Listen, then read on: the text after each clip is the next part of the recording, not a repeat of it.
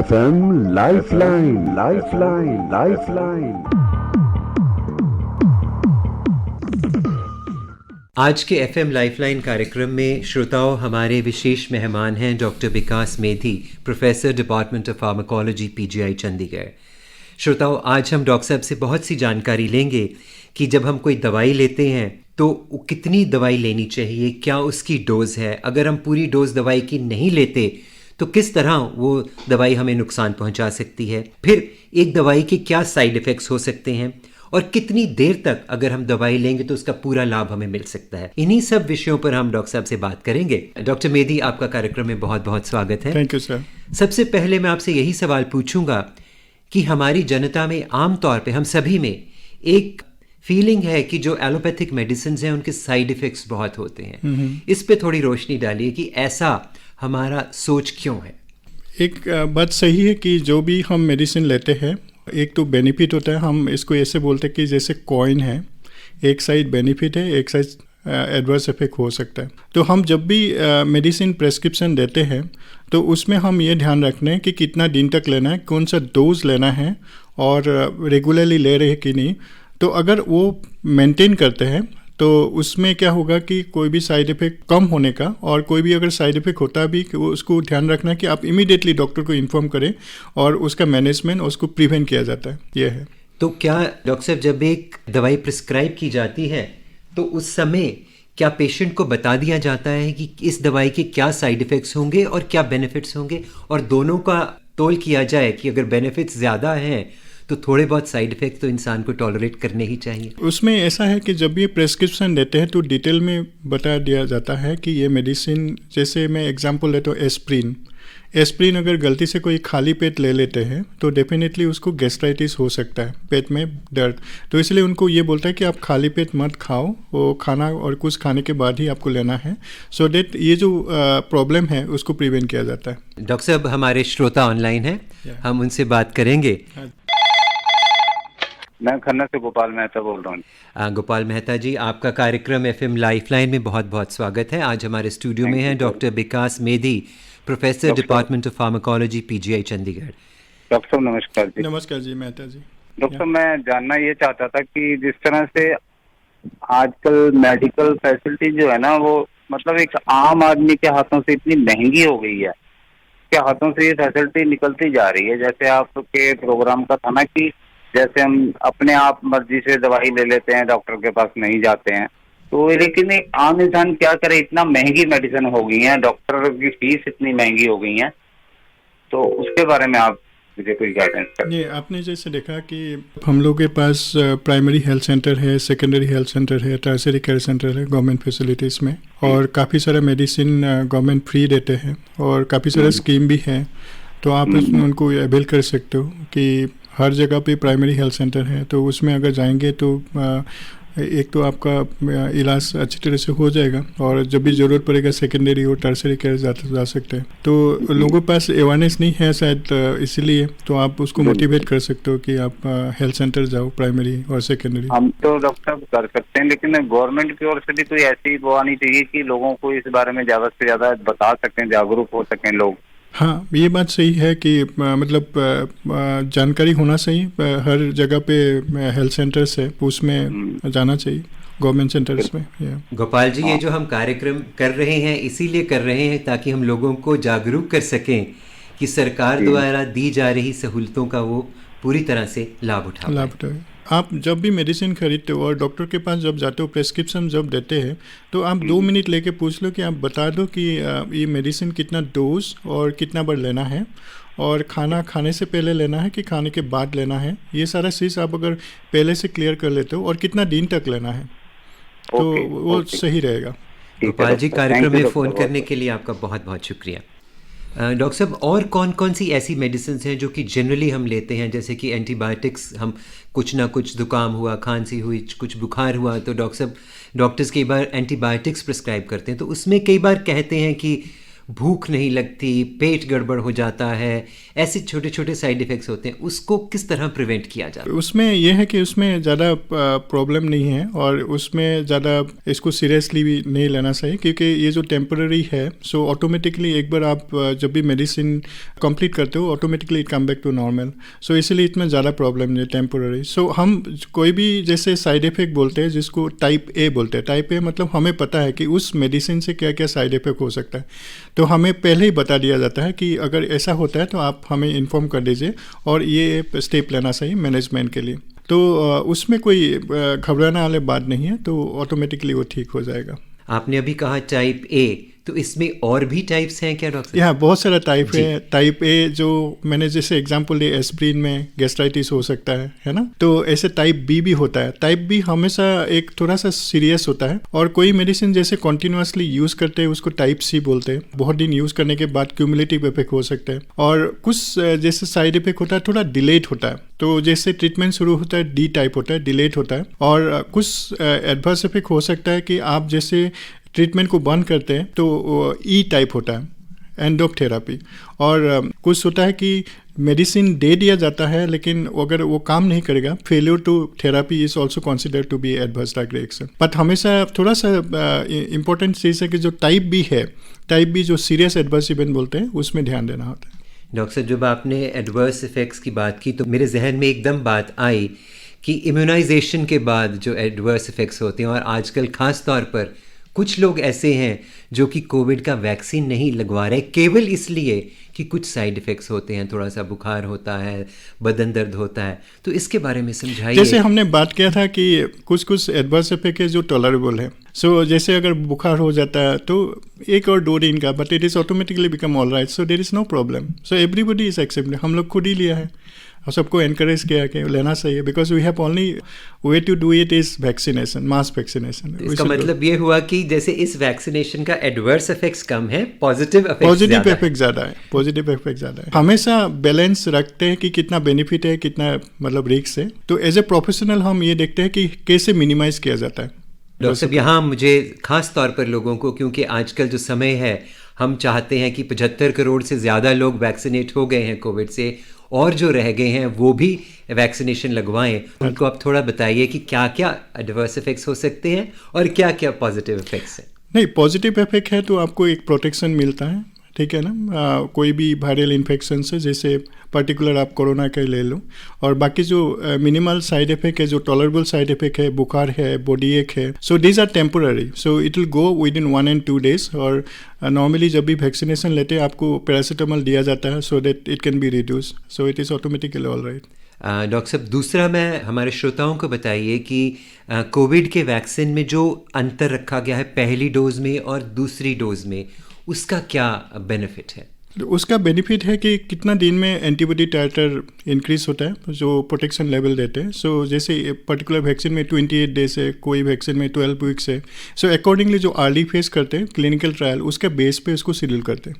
तो उसी समय बाद हर इंसान को जिसने वैक्सीनेशन लगवाया लगवा लेना चाहिए। यहाँ डॉक्टर साहब आपने बताया कि जैसे हम पैरासीटामोल दे देते हैं पीसीएम अगर कोई वैक्सीनेशन लगाया, तो कुछ लोग जैसे हैं कि पैरासीटामोल 500 ले रहे हैं, तो कुछ लोग पैरासीटामोल 650 लेते हैं। ये कैसे डिटर्मिन किया जाता है कि उसको पैरासीटामोल 500 मिलीग्राम देना है और उसको 650 मिलीग्राम? नॉर्मली जैसे बुखार होता है, कोई हमने ये बोलते हैं कि स्टैंडर्ड डोज है, this is a standard dose. So standard dose मतलब जैसे 500 milligram 4 times in a day।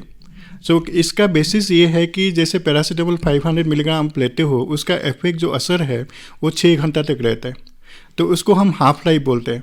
तो एक दिन में पूरा दिन कवर करने के लिए हमें 4 times देना होता है। तो इस बेसिस पे 500 milligram 4 times in a day 2 gram sufficient है। और जो 650 देते हैं, 650 कुछ लोग जैसे ये एंटीबायोटिक डोज है, अगर कोई एनाल्जेसिक यूज़ करना चाहते हो इंक्रीज द डोज, बट उसका भी एक अपर लिमिट होता है। Paracetamol it's not go beyond 4 ग्राम और it should be lesser than 4 ग्राम। इसका मतलब एक दिन में 4 ग्राम से कम होना चाहिए। हाँ, 4 ग्राम से कम होना चाहिए, यस। और ये जो 4 ग्राम दिया है कि वो बेसिकली एनाल्जेसिक का हिसाब से देते हैं, इसीलिए। और बट एक इम्पोर्टेंट पॉइंट है, जो भी लोग एक इंडिया में फिक्स डोज कॉम्बिनेशन बोलते हैं, सो उसमें अगर आप पैरासीटामोल ले लिया और उसके साथ कोई non steroid anti inflammatory drug है कॉम्बिनेशन, फिक्स डोज कॉम्बिनेशन में, तब पैरासीटामोल का डोज 325 होना चाहिए, तभी हम इसको रेशनली अलाउ करते हैं। It's not beyond 325 milligram. मतलब जब किसी के साथ कॉम्बिनेशन फिक्स डोज कॉम्बिनेशन बोलते हैं, जो मार्केट में अवेलेबल है, आप देख लेना, उसका डोज 325 होना चाहिए। 325 उसमें कॉम्बिनेशन में होना चाहिए। Yes, fix dose combination. Sir, यहाँ जब आपने कॉम्बिनेशन की बात की, तो क्या कॉम्बिनेशन कहते हैं कि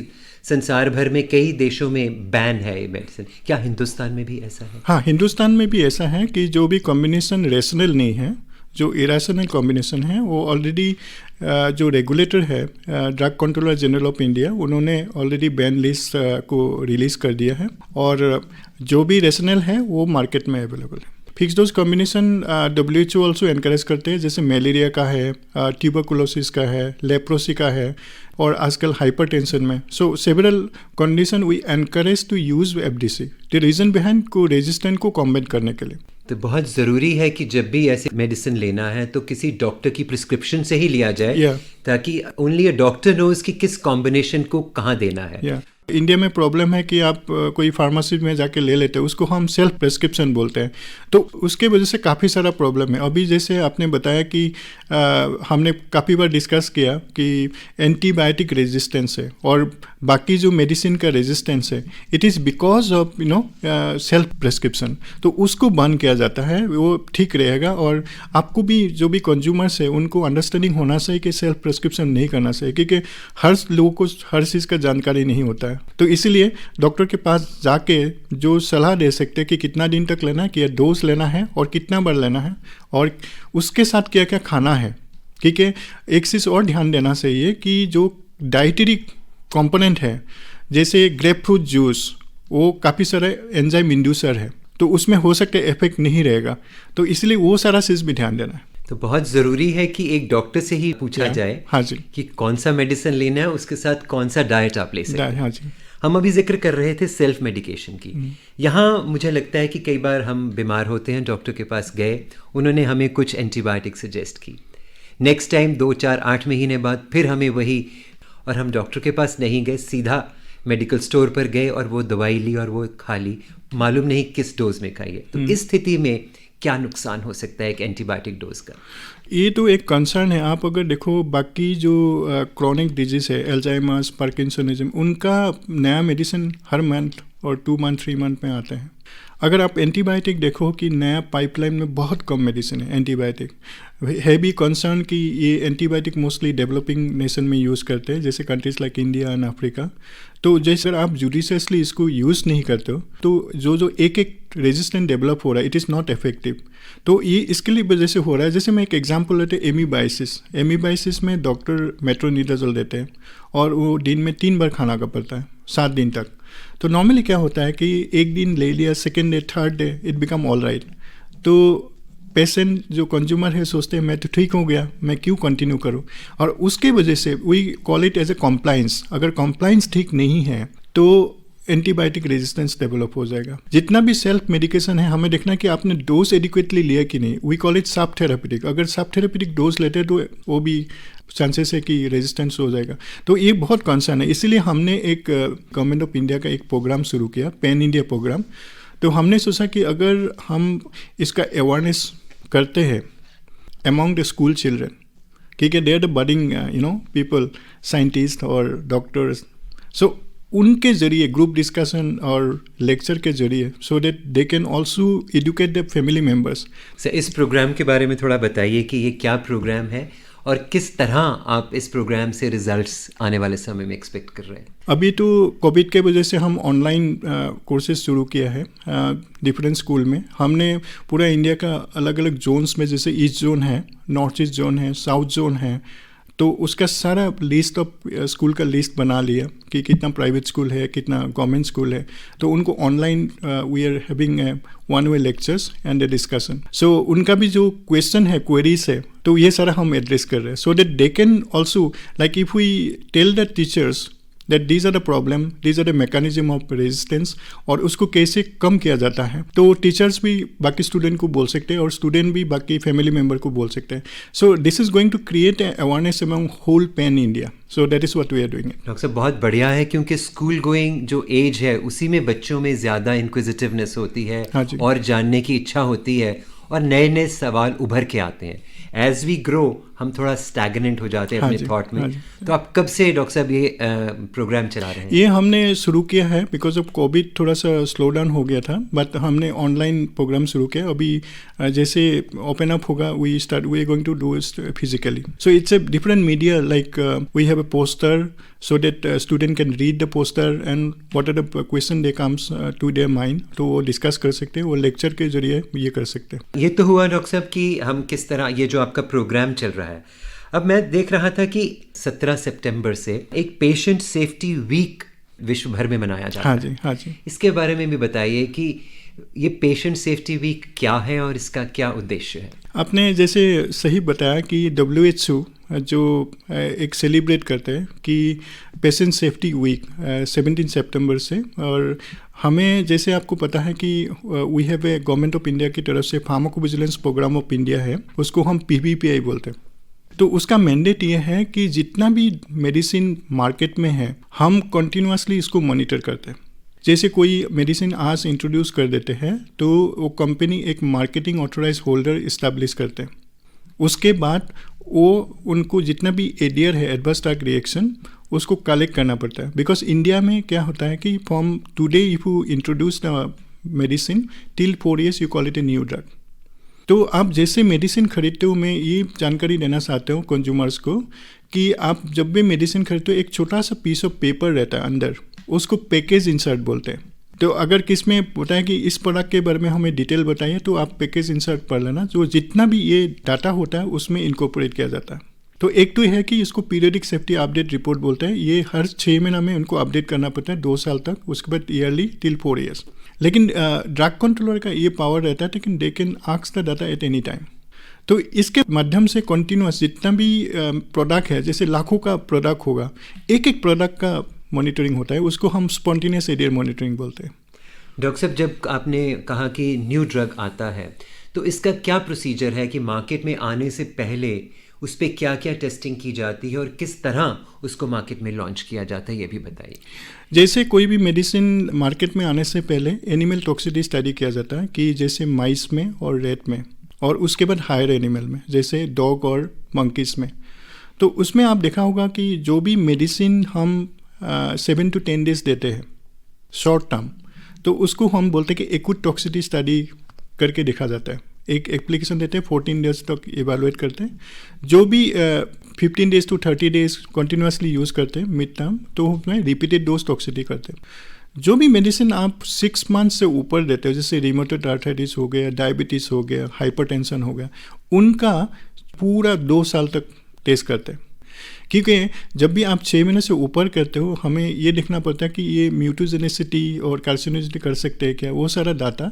और बीच में काफ़ी सारा जो मेडिसिन यूज़ हम करते हैं, जैसे इस मेडिसिन से कौन सा सिस्टम में क्या इफेक्ट पड़ेगा, जैसे कार्डियोवास्कुलर में हार्ट में क्या इफेक्ट पड़ेगा, रेस्पिरेटरी में क्या इफेक्ट पड़ेगा, अदर रिप्रोडक्टिव में क्या इफेक्ट पड़ेगा, उसको हम सेफ्टी फार्माकोलॉजी बोलते हैं। ये सारा करने के बाद जो भी स्पॉन्सर है, फार्मास्यूटिकल कंपनी और कोई भी इन्वेस्टिगेटर इनिशिएटिव ट्रायल, वो IND एप्लीकेशन करते हैं, इन्वेस्टिगेटर इनिशिएटिव ट्रायल। सो IND है, IND एप्लीकेशन करने के बाद फर्स्ट टाइम ह्यूमन में करने का परमिशन मिलता है इन हेल्दी वॉलंटियर्स। उसके बाद फेज 2 करते हैं, फेज 3 के बाद मार्केट में आता है। लेकिन मार्केट में इसीलिए आता है, उसके बाद it is mandatory that it has to be continuously monitoring, you call it PMS, post marketing surveillance. तो एक बार जैसे आपने एनिमल स्टडी कर लिया, हायर एनिमल में कर दिया और ह्यूमन में कर लिया, हेल्दी वॉलंटियर्स और पेशेंट में, तो जब भी अप्रूवल होता है उसको बोलते हैं drug in real world. Because इसलिए उसको ड्रग इन रियल वर्ल्ड बोलते हैं क्योंकि अर्ली पार्ट में जो भी आप टेस्ट करते हो it is in a control population. जो ड्रग इन रियल वर्ल्ड में ये देखते हैं, जैसे हम फार्माकोविजिलेंस कर रहे हैं, हम देखते हैं कि कोई मिसिंग इन्फॉर्मेशन रह गया क्या, कोई और रिक्स है क्या। जैसे सबसे पुराना बात अगर बोलते हो कि आप aspirin we know it for 125 years। लेकिन एस्प्रिन बच्चे को जब बुखार होता है एस्प्रिन नहीं देना चाहिए, क्योंकि अगर एस्प्रिन बुखार आता है एस्प्रिन देते हैं तो लीवर फेलियर होता है, उसको हम बोलते हैं रेस सिंड्रोम। तो उसको जानने के लिए हमें 24 ईयर्स लगा। तो इसीलिए हम ये बोलते हैं कि कोई भी मेडिसिन आप दे रहे हो हम कंटिन्यूसली इसका एडियर मॉनिटर करते हैं in order to prevent subsequent any damage. ये आपने बहुत अच्छा बताया कि एस्पिरिन के बारे में किस तरह 24 साल लगे आपको जानने में कि किस तरह लिवर पे इसका इफेक्ट होता है। इसी तरह मैं डॉक्टर साहब और भी कुछ एग्जांपल्स आपसे जानना चाहूँगा, क्योंकि आमतौर पर ऑन द काउंटर अवेलेबल हैं यहाँ पर हिंदुस्तान में, तो कौन कौन सी ऐसी ड्रग्स हैं जो कि हमें बिना डॉक्टर की प्रिस्क्रिप्शन से बिल्कुल नहीं लेना चाहिए, उनका बहुत ही हार्मफुल या साइड इफेक्ट हो सकता है? नहीं, एक तो है कि बहुत सारा डाइटरी सप्लीमेंट है और कुछ कुछ मेडिसिन जो उसको बोलते हैं OTC मतलब ओवर द काउंटर, और जो भी ड्रग शेड्यूल में आता है उसके विद प्रेस्क्रिप्शन ही लेना चाहिए। तो अगर आप जुडिशियसली लेते हो कि ये पर्टिकुलर डोज इतना दिन तक, तो कोई प्रॉब्लम नहीं। डॉक्टर साहब, आपने शब्द इस्तेमाल किया था डाइटरी सप्लीमेंट्स का, जो कि ओवर द काउंटर मिल जाते हैं, और आजकल यंगस्टर्स जो एथलीट्स हैं, जो बॉडी बिल्डिंग करते हैं, जो जिम्स में जाते हैं, वहाँ पर बहुत से डाइटरी सप्लीमेंट्स उनके कोचेस उनको सजेस्ट करते हैं to make a good looking body.